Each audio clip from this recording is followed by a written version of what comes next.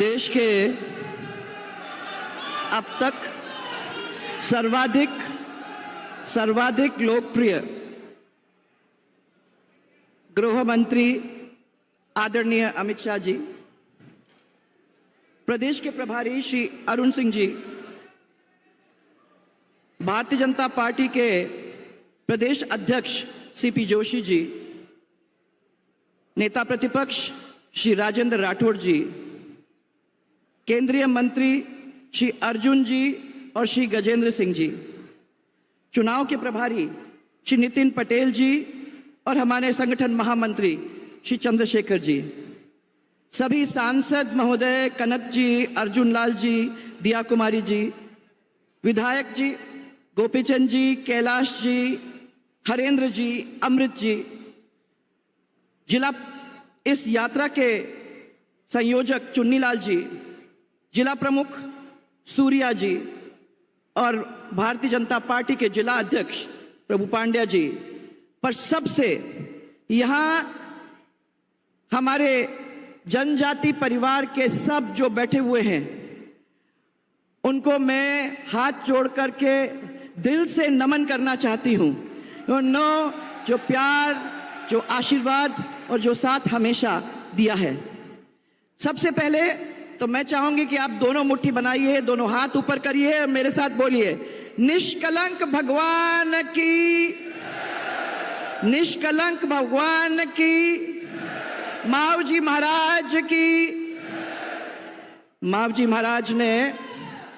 महाराज ने जो चोपड़े जो उनके हैं, उन्होंने अपने चौपड़ों के अंदर ये भविष्यवाणी की थी कि गुजरात के एक व्यक्ति आएंगे जो भक्ति करते हुए दिल्ली पहुंचेंगे और दिल्ली में पहुंच के दिया जलाने का काम करेंगे। आदरणीय प्रधानमंत्री नरेंद्र मोदी जी ने उसको पूरा करने का काम किया है। ऐसे भविष्यवक्ता संत मावजी कि इस धरा पर मैं आदरणीय गृह मंत्री अमित शाह जी का हम सब की ओर से, पूरे परिवार की ओर से मैं हाथ जोड़ करके आप लोगों की ओर से स्वागत करती हूं।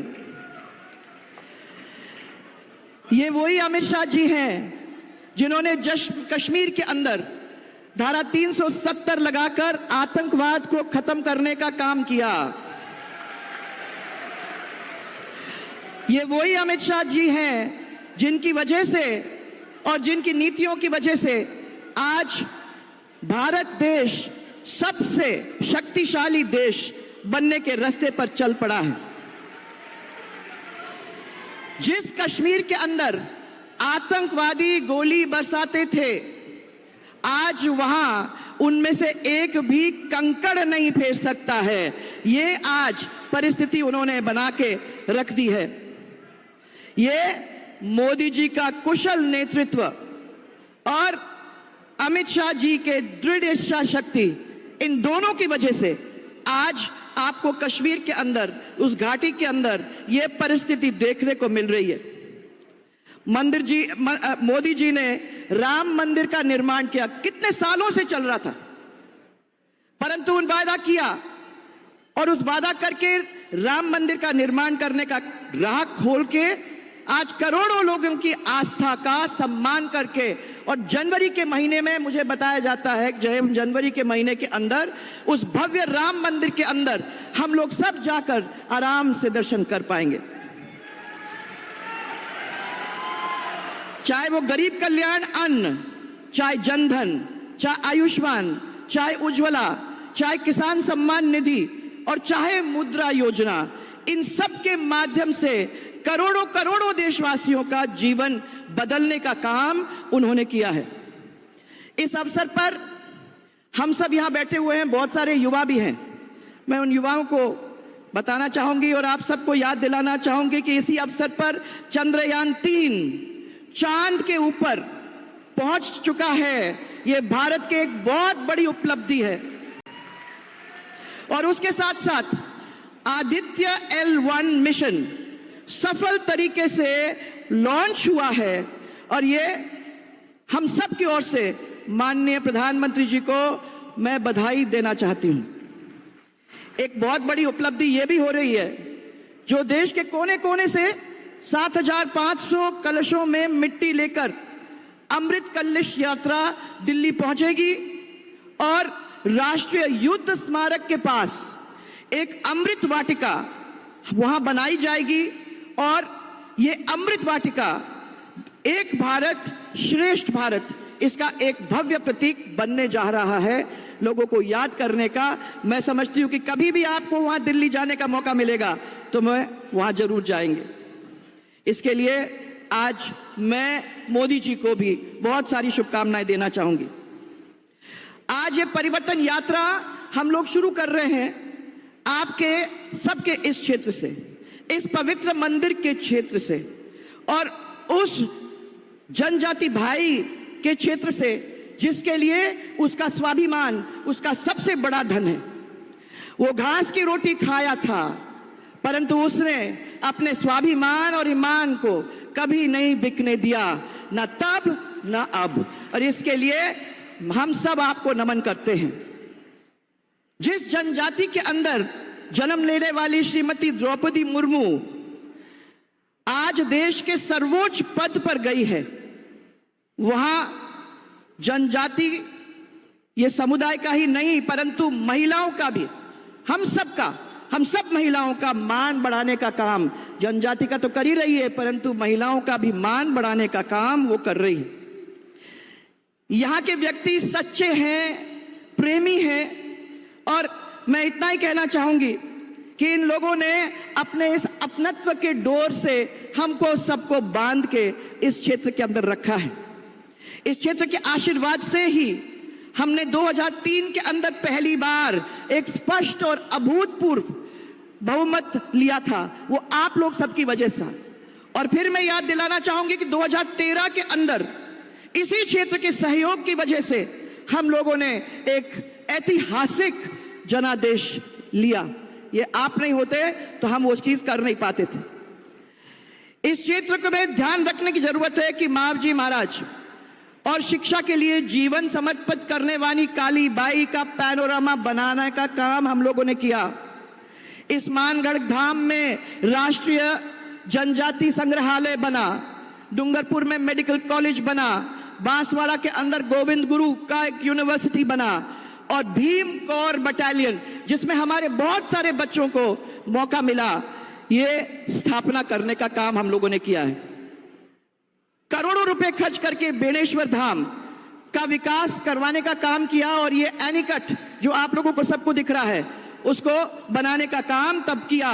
सावला बेणेश्वर का रोड बना और बांसवाड़ा रोड से बेणेश्वर धाम तक सड़क बनी। यह सब लोगों को याद है। 9 अगस्त विश्व जनजाति कल्याण दिवस की घोषणा करके अवकाश देने का हमारे भाइयों को हम लोगों ने इस क्षेत्र के अंदर दिया। लेकिन पूछो भाइयों कि अशोक गहलोत ने अभी तक आप लोगों के लिए क्या किया? जनजाति लोगों का शोषण किया है और इस क्षेत्र के लिए विकास कुछ नहीं, अपने कुछ लोगों का विकास उन्होंने जरूर किया है और आम जनता को गरीबी के गड्ढे के अंदर डाल के रखने का काम उन्होंने किया है। भ्रष्टाचार कहां तक पहुंच गया है। हमारे युवाओं की जिंदगी तहस नहस हो गई है। पेपर लीक की वजह से हमारे कितने बच्चों को जो नौकरी मिल सकती थी नहीं मिली। और वो बाबूलाल कटारिया आप जेल में हैं, वो आप लोग सब अच्छी तरह से जानते हो। अगर इन लोगों को सबको पकड़ पहले लिया होता तो शायद हमारे बच्चों के साथ ये काम नहीं होता। मैं आप लोगों को सबसे ये याद दिलाना चाहती हूं कि आप लोगों से इस सरकार के द्वारा जमीन, जंगल और आपके जल छीनने का काम ये सरकार कर रही है। पूरे देश के अंदर, पूरे प्रदेश के अंदर और इस क्षेत्र के अंदर बिजली पानी की कितनी समस्या है। बिजली मिलती है आप लोगों को? बिजली मिल रही है? किसी को नहीं मिल रही है। ना बिजली मिल रहा है, ना सही तरीके से पानी मिल रहा है। तो आपको ये कह के बरगलाना कि बिजली फ्री मिलेगी, इससे क्या मतलब है? जब बिजली आ ही नहीं रही है तो आपको फ्री देने का मतलब क्या, कहने से मतलब क्या है? मुफ्त बिजली किसी को नहीं मिल रही है। मोटर किसान के जल रहे हैं और घरेलू बिजली जो 22 घंटे हम लोग दिया करते थे आज बहुत मुश्किल से मिलती है। और इसके साथ साथ ट्रांसफार्मर जो आपको मिलने चाहिए थे वो ट्रांसफार्मर नहीं मिल रहे। 72 घंटे तो छोड़ दो, 72 दिन तक नहीं मिल रहे। इस क्षेत्र के अंदर बहुत कष्ट है। अपराध और भ्रष्टाचार पूरी तरह से फैला हुआ है और सबसे बुरी बात, महिला का सम्मान पैरों के नीचे रौंदने का काम यह किया है।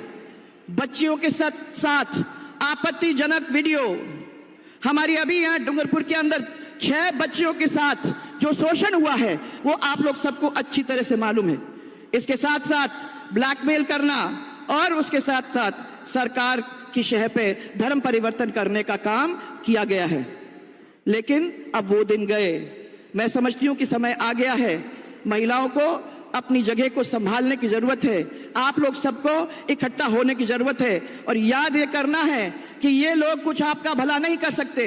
माओ जी महाराज का आशीर्वाद लेकर, भारतीय जनता पार्टी के झंडे को अपने हाथ में लेकर, कमल के फूल को सामने रखकर हम लोगों को एक साथ मिलकर इस यात्रा के साथ साथ आगाज कर देना है कि हम मिलकर भारतीय जनता पार्टी का राज अगले टाइम में यहां लाकर छोड़ेंगे।